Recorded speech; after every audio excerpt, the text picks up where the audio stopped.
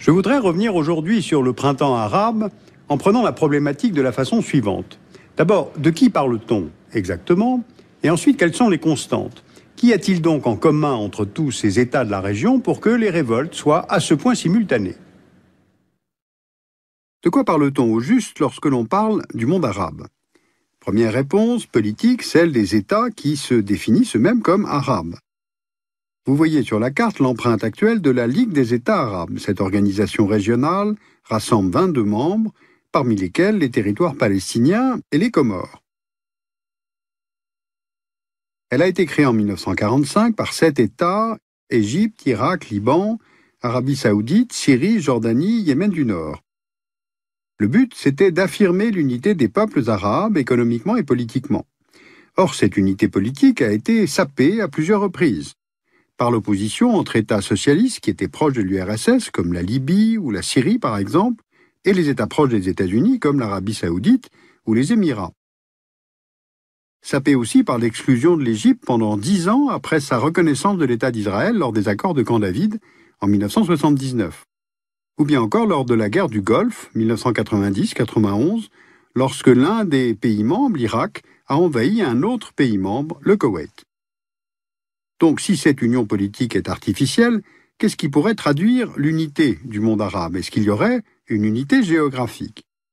Il y a d'abord le Grand Maghreb, ce qui indique en arabe le couchant, l'Occident, en opposition avec le Mashrek, qui indique le Levant.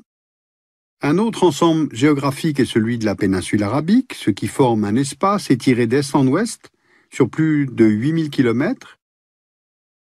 En revanche, dans la Ligue arabe, on voit que certains de ses membres se trouvent à la périphérie de cette zone. C'est le cas du Soudan, dont la partie méridionale appartient à l'Afrique subsaharienne. C'est aussi le cas de Djibouti, de la Somalie, qui se trouve sur la corne de l'Afrique, ou encore, il y a les Comores, qui sont plus loin encore, dans l'océan Indien. Donc il n'y a pas d'unité géographique.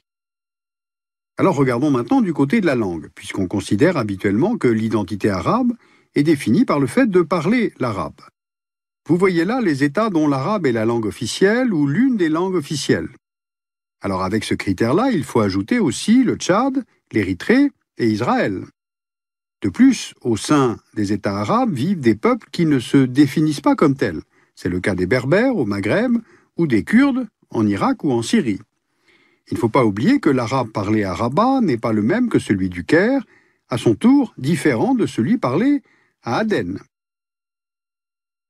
Car l'arabe classique est avant tout une langue écrite, c'est la langue du Coran. Alors justement, est-ce que la religion serait un facteur structurant du monde arabe? Voici une représentation, disons, classique de l'empreinte de la religion musulmane. Le lien entre islam et monde arabe est étroit, puisque c'est dans le centre de la péninsule arabique que la religion a été révélée au prophète Mahomet. Pourtant, une identification entre monde arabe et islam doit être nuancée. Les ronds que vous voyez là montrent le nombre de musulmans vivant dans chaque pays. Or, on constate que la plupart des musulmans dans le monde vivent hors du monde arabe. Ils sont surtout dans le sous-continent indien et en Asie du Sud-Est. Les États membres de la Ligue arabe ne réunissent en fait que quelques 20% de la totalité des musulmans dans le monde. Et puis, il ne faut pas oublier la présence d'Arabes chrétiens dans de nombreux pays arabes. Voilà donc quelques-uns des fondamentaux de ce que l'on nomme le monde arabe.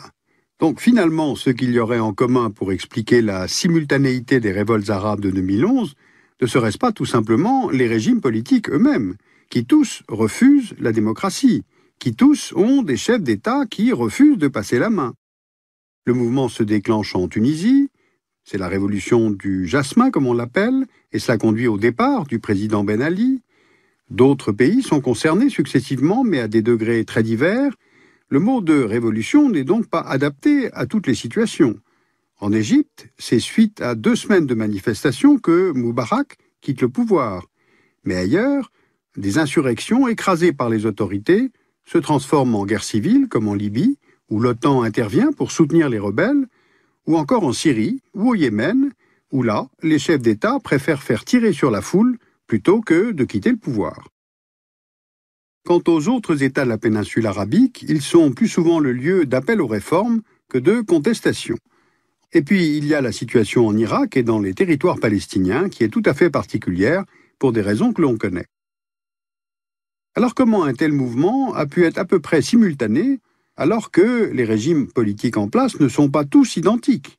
On trouve des monarchies au Maroc, en Jordanie et dans plusieurs États de la péninsule arabique, et des républiques, dont 2, en Libye et en Syrie, ont un régime à parti unique. Malgré ces différences de vocabulaire, on retrouve une réalité commune. Lorsqu'elle existe, l'opposition est muselée, l'économie est dans les mains de clans restreints, proches du pouvoir, les mêmes dirigeants se maintiennent au pouvoir le plus longtemps possible.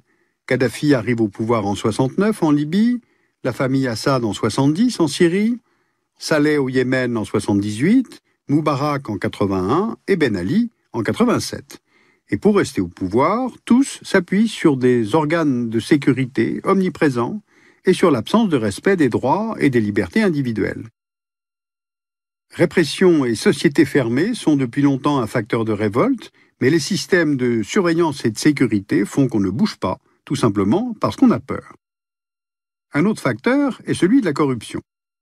Prenons l'indice établi par l'organisation Transparency International en 2010 pour établir une carte de la perception du niveau de corruption affectant l'administration publique et la classe politique dans les pays arabes. L'indice est compris entre 0, c'est-à-dire une corruption totale, et 10, qui indique l'absence de corruption.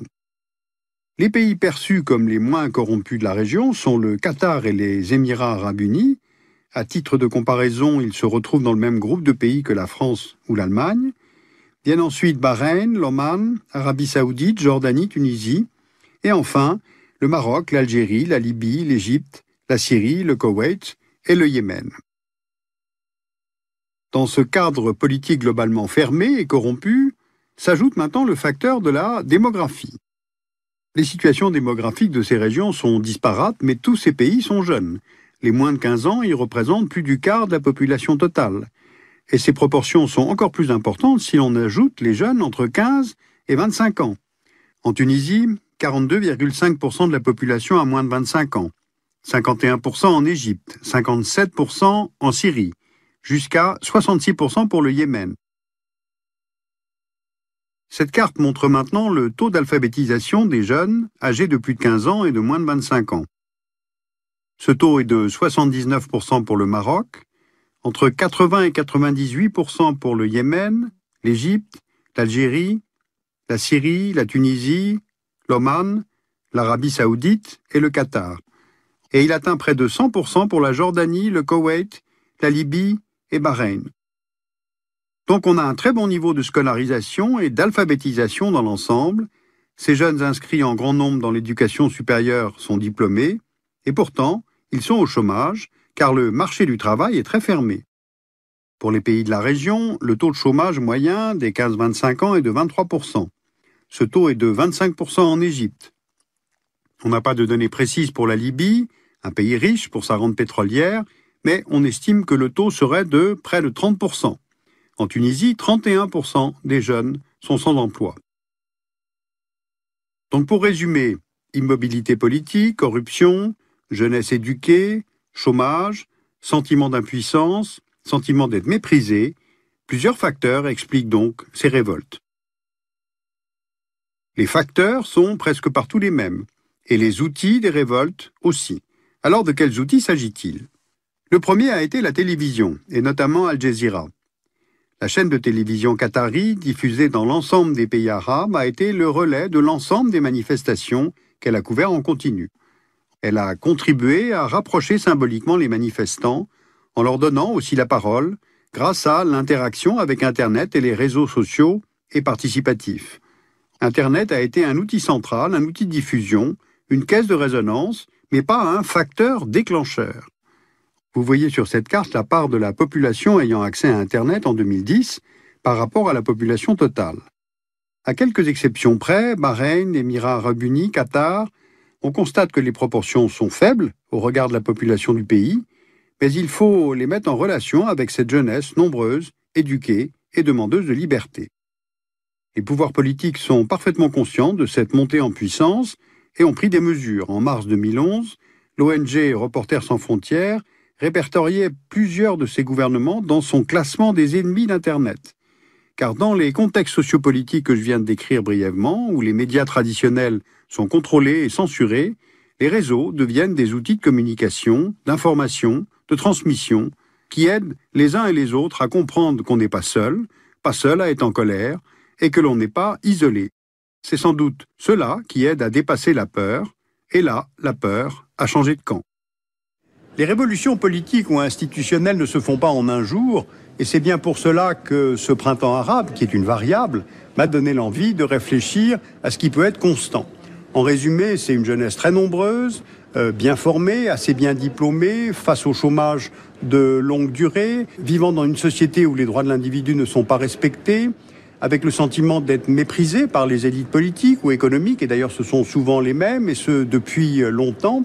En fait, l'Occident, comme on dit, n'est strictement pour rien au départ dans ces changements, même si l'on retrouve certaines de ses valeurs. Ce qui a chassé les autocrates, ce ne sont ni les fondamentalistes islamistes, ni une intervention de l'armée américaine comme en 2003 en Irak. En fait, il y a, avec ces révolutions pour ces peuples arabes, comme une fierté retrouvée, une dignité retrouvée, et franchement, c'est tant mieux.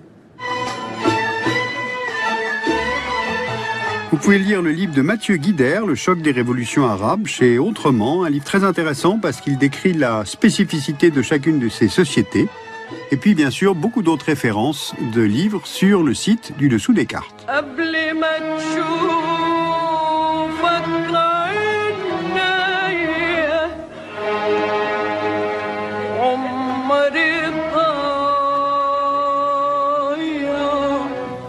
يحسبوا ازاي علي